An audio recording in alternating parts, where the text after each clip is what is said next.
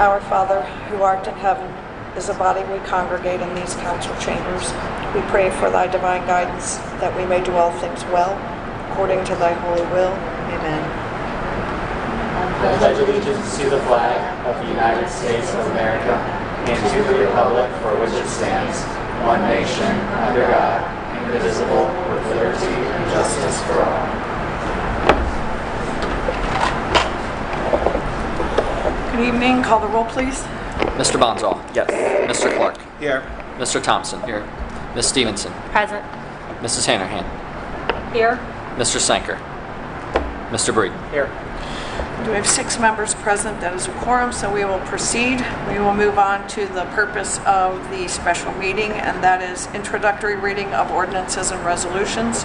The first is an ordinance prohibiting city employees and elected officials from hiring, processing payroll, issuing or processing any employment paperwork, or authorizing any expenditures for equipment or uniforms for any individual hired or attempting to be hired without appropriations, and declaring an emergency. Mr. Bonsall. Thank you, Madam President. I would move that we have all 3 readings of the ordinance. Seconded by Mr. Clark. Is there any discussion? Mr. Thompson. I suggest that we have the first reading in its entirety. Yep.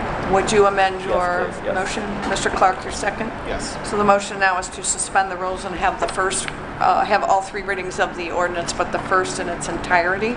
Is there any discussion? Mr. Bonsall. Thank you, Madam President. So as we remember from Tuesday, so we had asked for a financial recovery plan, a new financial recovery plan from the mayor. We did not get that. I'm assuming we haven't really heard anything from the mayor other than that they are going to do the hiring. The purpose of this ordinance is to try to ensure that we can prevent hiring that happens without appropriations. I have asked multiple times to multiple people, the financial supervisors, the law department, and nobody's able to give us an answer to how we can stop the mayor from hiring when those the hirings are going to cause it to conflict with the appropriations that we have set. So the issue right now is that if we do the hiring that's been set forth, by the time that we get to the end of the year, we're going to have to, the city's going to have to make a decision. Do we either not issue paychecks to all fire department or police department employees if that department would have been over appropriations? Or do we have to cut somewhere else in order to make it work? And so the purpose of this is to protect everybody, and so to prevent us getting to the position where we run out of appropriations in a key, so that we can ensure everybody's paid, we can ensure that we don't have to go and raid other funds in order to make it happen, other keys. So that's why we're here today. Thank you, Mr. Bonsall. The chair notes that Mr. Sanker has arrived. Thank you. I know you're coming from work. I appreciate getting here. Ms. Stevenson. Thank you, Madam President. I have 2 questions. One is a point of clarity. I could not hear all of Mr. Bonsall's comments, so a question through the chair to Mr. Bonsall. Did you say that the mayor has communicated that hiring will take place to council? Is that what you were saying? Mr. Bonsall? Thank you, Madam President. From my understanding, council has received 0 communication from the mayor on this issue. The information that we have about the hiring is all coming through letters that have been sent to the police and fire department chiefs, and then also through communications he's made at the Fiscal Recovery Commission on June 27th. Thank you. Thank you, Mr. Bonsall. And yeah, another question? Yes. Is there a representative from the law department who's joining this meeting tonight? Mr. Gary was here and planned to speak. He stopped me in the hall as I was coming and saying that an emergency came up on behalf of the city that he needed to attend to, and that he was not going to be able to make it this evening. And he expressed concern about the first 2, about the ordinances, but he didn't go into any specifics, and he, as I said, he got called away for a city emergency, not anything personal, but a city emergency that he needed to attend to. Thank you. You're welcome. Any other discussion? Mr. Sanker, you weren't here when the motion was made, but the motion that was made and seconded was to suspend the rules, have all 3 readings of the ordinance that has the emergency clause in it, and have the first reading in its entirety. So that's the motion that's on the floor. Call the roll, please. Mr. Bonzall. Yes. Mr. Clark, Yes. Mr. Thompson, Yes. Ms. Stevenson, Yes. Mrs. Hannerhan, Yes. Mr. Sanker, No. Mr. Breeden. Yes. By a vote of 6-1, the motion carries. Please have all three readings and the first in its entirety. Ordinance prohibiting city employees and elected officials from hiring, processing payroll, issuing or processing any employment paperwork, or authorizing any expenditures for equipment or uniforms for any individual hired or attempting to be hired without appropriations and declaring an emergency. Whereas council sets appropriations, and whereas when appropriations run out of a key, the city has to make a choice to not pay the employees in that key or to raid other keys to cover the shortfall. And whereas there have been instances in the past where city administrations have hired employees without ensuring that appropriations were in place. And whereas council seeks to ensure that appropriations are followed with regards to personnel costs, now therefore be it ordained by the council of the city of Norwood, state of Ohio, that Section 1, no department head or other employee responsible for hiring shall initiate hiring of any individual unless adequate appropriations have been approved for that position. No department head shall approve any equipment or uniform expenditures for any employee hired or potential employee unless adequate appropriations have been approved for that position. Section 2. No city employee shall issue a hiring packet or receive new employment forms from a potential employee unless adequate appropriations have been approved for that position. Section 3. The city auditor shall not process payroll forms or payroll for any employee that was hired without appropriations for that position. Section 4. The city treasurer shall not process or issue any checks or approve any payroll expenditures for any employee hired without appropriations for that position. Section 5. The clerk of council is hereby directed to send a copy of this enacted ordinance by memorandum or email to all city elected officials, all employees of the treasurer's office and auditor's office, the service safety director, the chief of police, the chief of fire, the superintendent of public works, the director of recreation, the building commissioner, and the clerk of courts. Section 6. This ordinance is hereby declared to be an emergency ordinance and a measure necessary for the immediate preservation of public peace, health, safety, and general welfare, and shall go into effect forthwith. The reason for said emergency is the need to stop any hiring that would violate the mayor's financial recovery plan and approved appropriations to present a potential crippling 15% cut in the city's ability to spend due to non-compliance with the mayor's financial recovery plan. Ordinance prohibiting city employees and elected officials from hiring, processing payroll, issuing or processing any employment paperwork, or authorizing any expenditures for equipment or uniforms for any individual hired or attempting to be hired without appropriations and declaring an emergency. Ordinance prohibiting city employees and elected officials from hiring, processing payroll, issuing or processing any employment paperwork, or authorizing any expenditures for equipment or uniforms for any individual hired or attempting to be hired without appropriations and declaring an emergency. Mr. Bonsall, President, I would move that the ordinance be passed. seconded by Mrs. Hannerhan. Is there any discussion? Ms. Stevenson? President, I think that is working. I am concerned that we don't have a representative from the law department here. I have some questions that I was hopeful to direct to the law department. Namely, this seems to be language that conflicts with powers that actually exist for the mayor to execute, and I'm not sure that I have clarity on how this would even be enforced, what kind of penalties would be put in place for violation, and whether or not this is within the same scope of conflict we were talking about on Tuesday. I think we were all made aware there is a conflict in understanding how ORC is being applied to our need to balance the budget, and I have not received any communication with clarity around that. I've heard commentary that might be something that actually needs to go to the Supreme Court because there is no precedence, and I feel like our efforts, while warranted to try and manage the budget could easily end us as a body in a place where we've created a liability, because some of the things we're trying to prohibit are actually permissible under law for the persons named in this ordinance. So I'm glad we heard it in its entirety. That's why I voted to have the readings. And I just want to express, without a legal representative here, I don't see how the answers to the questions I have are going to get resolved. Thank you.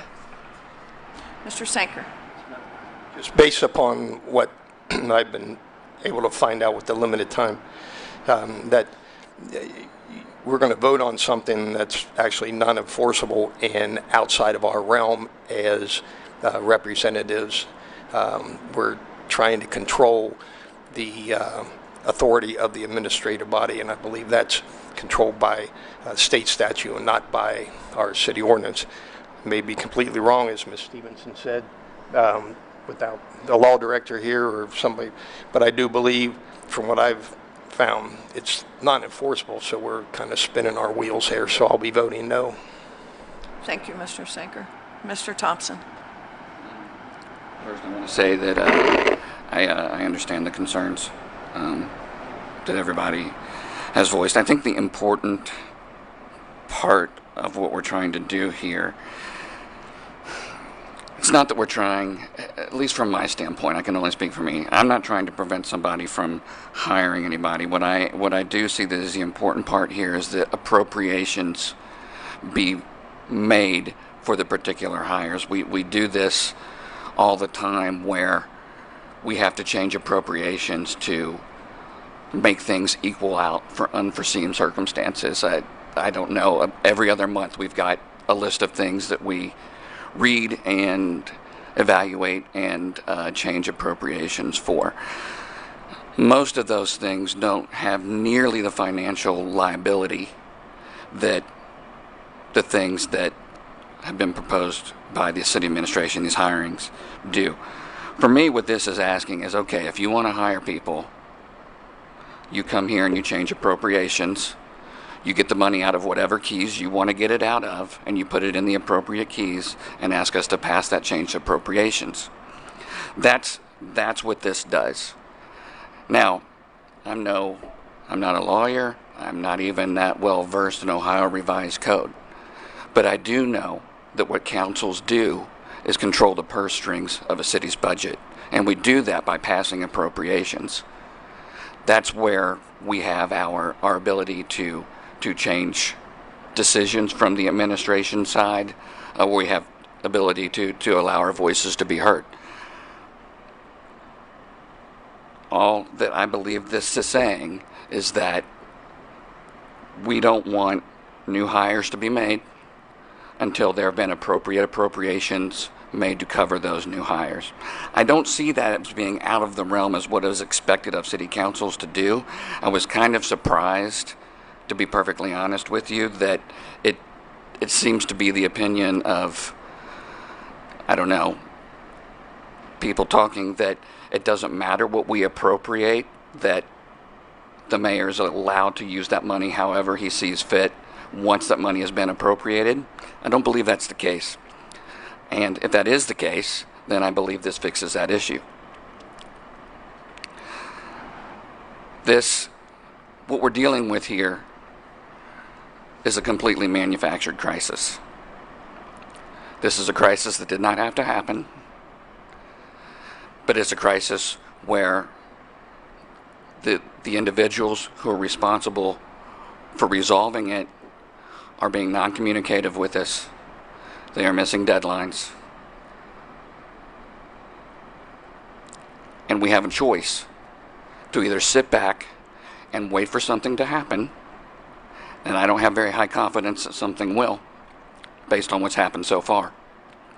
Or we can do what we can to try to minimize the immediate damage to the finances of our city.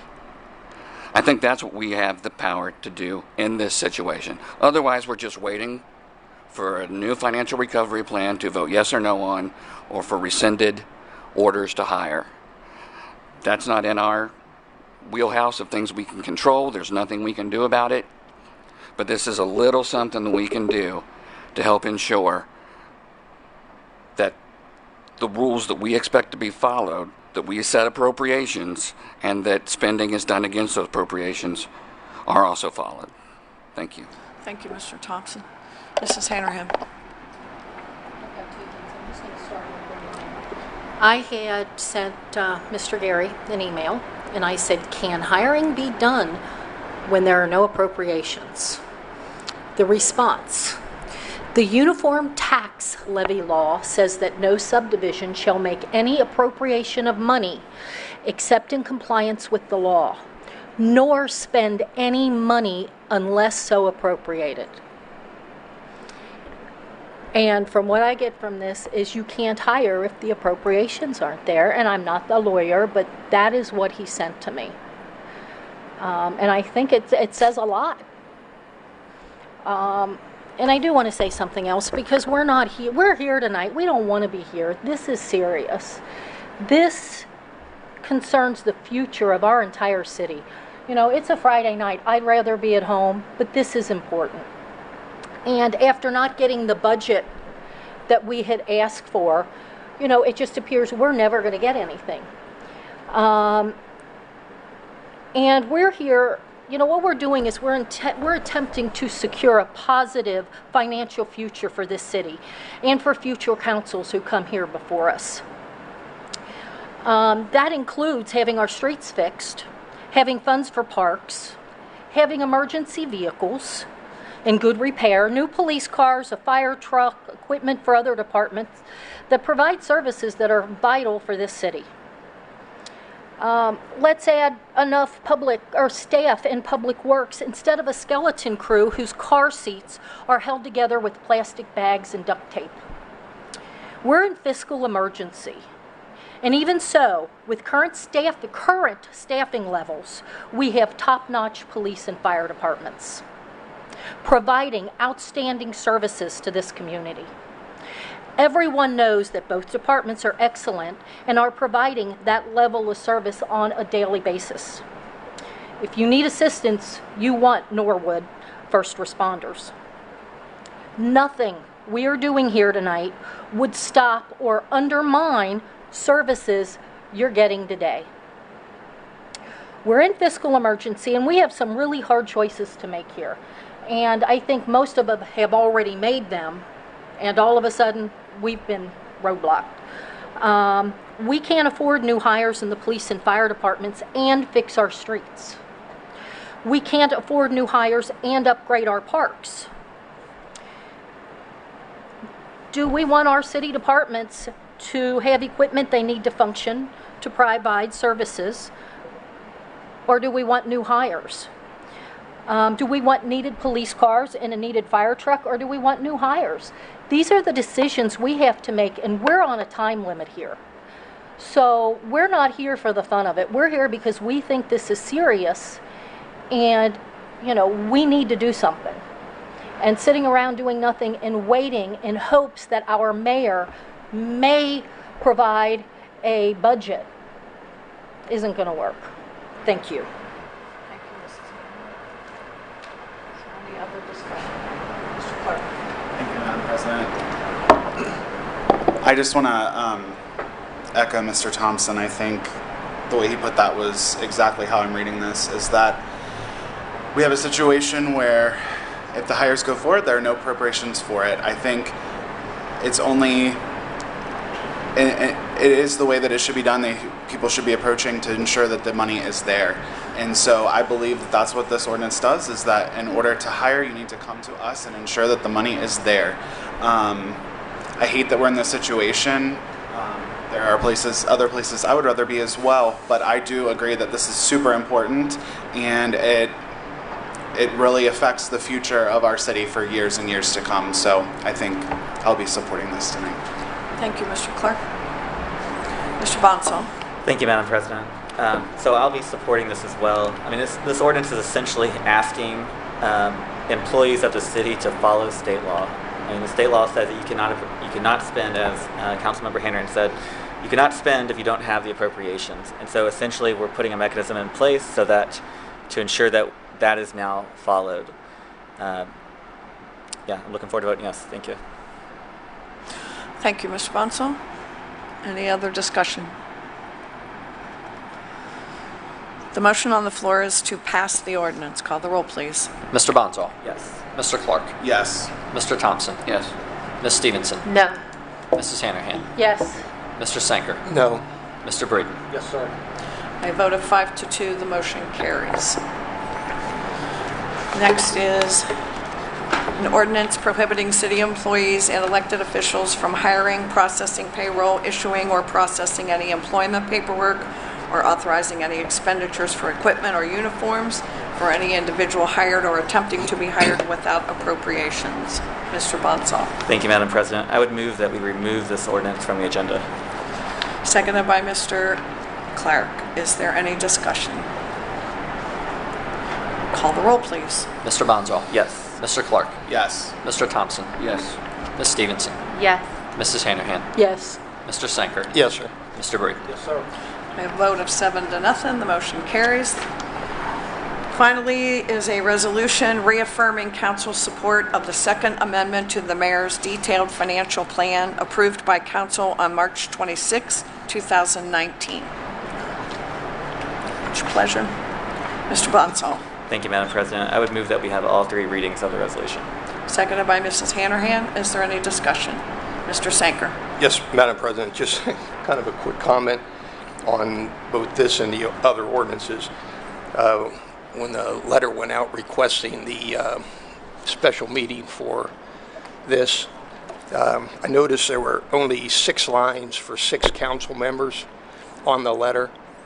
5 signed it, 1 was blank, but there were 7. I didn't see a 7th on there. As I recall, there were. Mr. Bonsall. That was my fault, Madam President. It was no slight on anybody. It was just, I didn't even think I'd have 5 signatures on it, so I just added some lines since there was room on the paper. So there's definitely no slight on anybody there. Sorry about that. Let me verify it.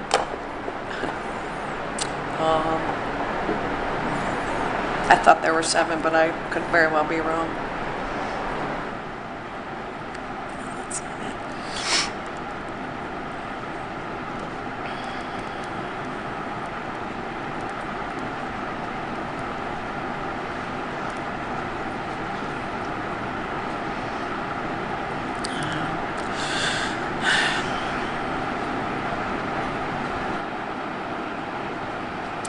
Might be easier to do my sent, I'm sorry.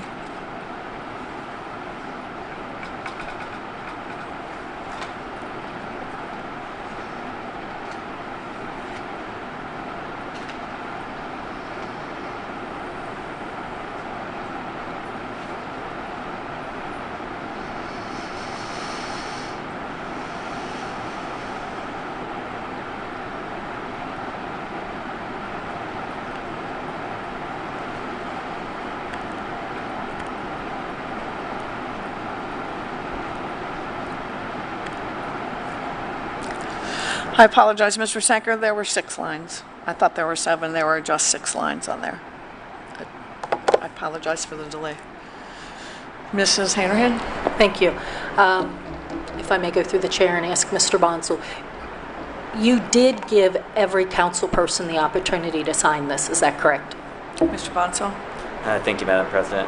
I texted every council member asking for a yes or no on whether they would like to sign it, using the number that I had available. Yes, so I did intend to. I tried to text everybody. Thank you, Mr. Bonsall. Mr. Sanker? I don't recall ever receiving a text in regards to it. However, that's water over the dam. We're here now. Let's move forward. Thank you, Mr. Sanker. Mr. Thompson? Just like to point out to the people at home who are listening in that to call a special I'm sorry, I meeting- can't hear you. So I would like to point out to the people at home who are listening in that to call a special meeting of council, you only need 3 signatures, and that it doesn't have to be open to everybody. If 3 council members, regardless of who they are, decide that they want to call a special meeting of council, they're well within their rights to do so. That's correct. Rules of council say that the mayor or president of council may call a special meeting at any time, and the president of council must call a special meeting upon written request of 3 council people. So that is correct. Thank you, Mr. Thompson. Any other discussion? Ms. Stevenson. Thank you, Madam President. Could you repeat what is the motion on the floor? The motion on the floor is to suspend the rules and have all 3 readings. I'd like to request that the first be in its entirety. We did not, but Mr. Bonsall, would you like to amend your motion? I would, yes. And Mrs. Hanrahan, your second. It's fine with me, yes. So the motion now on the floor is to suspend the rules, have all 3 readings, and the first in its entirety. Is there any other discussion? Call the roll, please. Mr. Bonzall. Yes. Mr. Clark. Yes. Mr. Thompson. Yes. Ms. Stevenson. Yes. Mrs. Hanrahan. Yes. Mr. Sanker. Yes, sir. Mr. Breeden. Yes, sir. All members present voting aye, the motion carries. Please have all 3 readings and the first in its entirety. Resolution reaffirming council's support of the Second Amendment to the Mayor's detailed financial plan approved by council on March 26, 2019. Whereas by ordinance number 11-2019 on March 26, 2019, this council approved the Second Amendment to the Mayor's detailed financial plan for the City of Norwood, required under Ohio Revised Code Section 118.06. And whereas now, despite various changes to the financial situation of the City of Norwood in the intervening 15 weeks or so, as have occurred in the operations of the City of Norwood, and particularly in light of the Mayor's proposed hiring of additional firefighters and police officers, this council chooses to reaffirm its support of the Second Amendment of the Mayor's detailed financial plan, approved by this council by ordinance number 11-2019. Now therefore be it resolved by the Council of the City of Norwood, State of Ohio, that this council reaffirms its support of the Second Amendment to the Mayor's detailed financial plan, passed by council on March 26, 2019, and ordained as ordinance number 11-2019, and subsequently approved by the city's Financial Planning and Supervision Commission and currently in effect. Resolution reaffirming council's support of the Second Amendment to the Mayor's detailed financial plan approved by council on March 26, 2019. Resolution reaffirming council's support of the Second Amendment to the Mayor's detailed financial plan approved by council on March 26, 2019. Mr. Clark. Thank you, Madam President. Move to pass the resolution. Seconded by Mrs. Hanrahan. Is there any discussion? Mr. Bonsall. Thank you, Madam President. So the intent of this resolution, since we haven't received any other viable plans and we only have a 45-day window to communicate with the Financial Recovery Commission, is to let the Financial Recovery Commission that this body wants to keep the plan that we currently have in place. And so, this allows us to communicate that and make that extremely clear as they determine what to do next. Thank you, Mr. Bonsall. Any other discussion? The motion on the floor is to pass the resolution. Call the roll, please. Mr. Bonzall. Yes. Mr. Clark. Yes. Mr. Thompson. Yes. Ms. Stevenson. Yes. Mrs. Hanrahan. Yes. Mr. Sanker. Yes. Mr. Breeden. Yes, sir. All members present voting aye, the motion carries. We have no absent members. Mr. Bonsall. Thank you, Madam President. I move that we adjourn. Seconded by Ms. Stevenson. Call the roll, please. Mr. Bonzall. Yes. Mr. Clark. Yes. Mr. Thompson. Yes. Ms. Stevenson. Yes. Mrs. Hanrahan. Yes. Mr. Sanker. Yes. Mr. Breeden. Yes, sir. All members present voting aye, the motion carries. This meeting is hereby adjourned. We did not. Donna, we didn't make a motion to cancel. Yes.